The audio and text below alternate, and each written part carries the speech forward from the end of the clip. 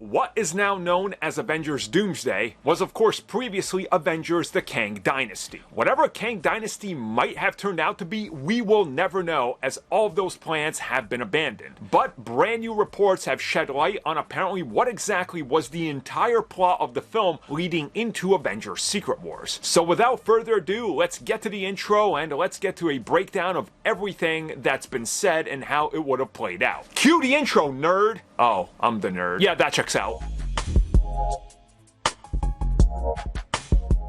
Okay, so what I'm doing for this video is taking what multiple insiders and scoopers have stated was going to happen at different points in the film, putting it all together into one timeline and how all the projects surrounding it were affected by it and what the end goal was. So, in essence, we don't actually start here with the Kang Dynasty, we actually start with the Fantastic Four. And according to reports, Marvel's Fantastic Four was intended to be a standalone film to a degree. It was a film still set in the multiverse. It was a film that by the end of it, they were going to be part of the main MCU continuity. They were essentially refugees from their destroyed universe, and that there would have been a Kang variant in that universe, as there is a Kang variant in every universe. Now, this is where things get a little murky, but reportedly that version of Kang might have been Nathaniel Richards from the far-flung future. And if you guys know the whole Kang revisionist history and how they constantly retcon Kang, this is actually canonical to the comics, where yes, a far-flung distant relative of Reed is actually Kang, travels back through time, creates paradoxes and all sorts of things. Kang War starts, and here we go. So allegedly, this one Kang would have been featured in the film, although not like a giant role or anything like that, and he might have potentially been a refugee that ends up in that whole Council of Kang sequence that we saw in Quantumania.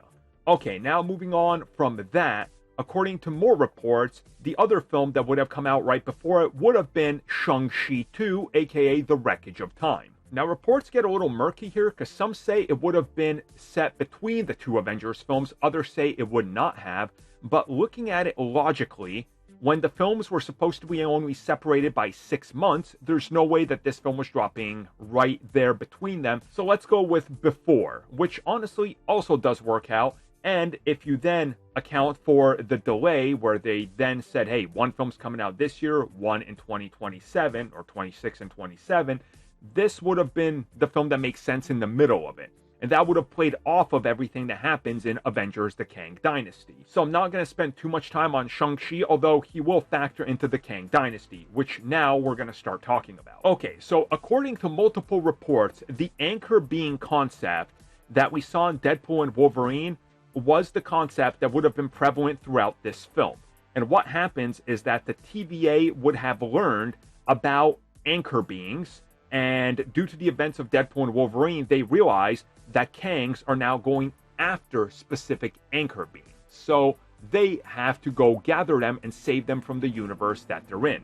TVA believes, due to the word of Loki, that these anchor beings are the only ones that can stop the Prime Kang and also the entire Council of Kangs. It is revealed that the anchor beings that they are sent to get are once again Hugh Jackman's Wolverine, and after the events of Deadpool and Wolverine, we can clearly see that, yeah, maybe there's a factor here, but also that he might also become an anchor being in that universe somehow. This still isn't clear to me, but that's what the reports are saying.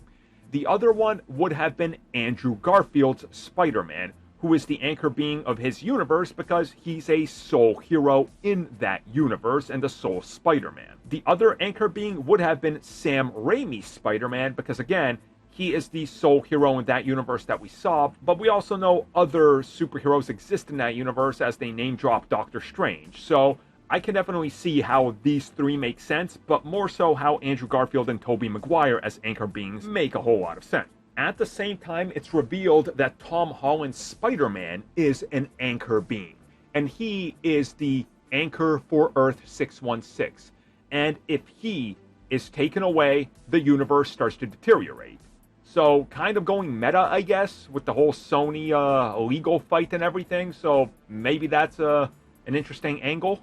Now, another anchor being that would have been added here is apparently Nicolas Cage's Ghost Rider, and that he was meant to have another substantial role, and that Avengers The Kang Dynasty, there was actually no major proper MCU Avengers, and that the team largely focused on Tobey Maguire, Andrew Garfield, Tom Holland, Hugh Jackman, and Nicolas Cage being sort of multiversal Avengers that are assembling to stop these oncoming Kangs. But during this process, this is when the TVA realized they can't do it alone. They're going to need more support. They're going to need everybody because the threat has escalated to a much more grandiose scale. Unfortunately, they didn't realize this in time, as that entire team fails. They do not do it. The Kangs overrun them because they underestimated just how many Kangs there were. And the Kangs do defeat them. Like, they are straight up defeated and quote-unquote murdered / killed off. When this happens, all the anchor beings slowly start to deteriorate their timeline in rapid succession. This causes a giant branch of the sacred timeline that it's spinning off of to literally start breaking apart the entire sacred timeline and all the little spin-offs from it that we see. This then causes the timeline to shatter and for it to be reformed into one specific plane of existence, aka the Battleworld. At this time, we would have seen at the end of the film the Battleworld concept come together and a much bigger threat show himself. Now, these reports don't go into it, which is what makes me believe that there's some shady stuff going on here with people reporting. Reportedly, it would have been either the Beyonder or Doctor Doom, possibly. I think the Beyonder makes a little bit more sense, and then Doctor Doom showing up in Secret Wars at the end to kind of reform everything like he does in Secret Wars. But when the heroes see what's going on, they essentially realize, hey, we are now in this Battleworld concept, incursions all over the place, everybody's attacking each other, now we all got to come together. And that's when we see that, look, those heroes that we lost, Tobey Maguire, Andrew Garfield, Hugh Jackman, Nick Cage, Tom Holland, Spider-Man, they weren't actually killed because they had to be restored as part of this concept of Battleworld, where even if you die, you're involved here because you needed to be, because you were an important part of your universe. So this is how they would have brought back Tony Stark's Iron Man. This is how they would have brought back tons of other characters for cameos, one-offs, and all of that. And the whole concept was to get the Secret Wars and then have all these characters fighting each other, realizing we need to stop and take out the true source of evil that's making us do this. Let's go after the Kangs and the Beyonder. And that's where the film would have ended, with everything just sort of ravaged, ripped apart, the multiverse in shambles, and everybody just fighting each other. And let's get to Secret Wars. So again, a lot of this stuff seems to be, well, none of it can be proven, right? And Marvel Studios is never going to comment on it.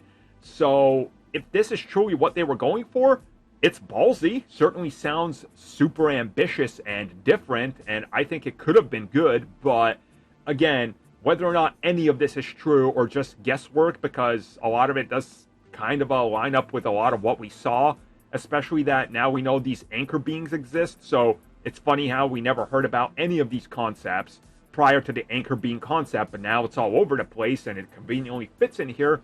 Again, we'll never know, but in my opinion, this sounds like it would have been a pretty good film. How about you guys? What do you think about this whole idea and what I just talked about?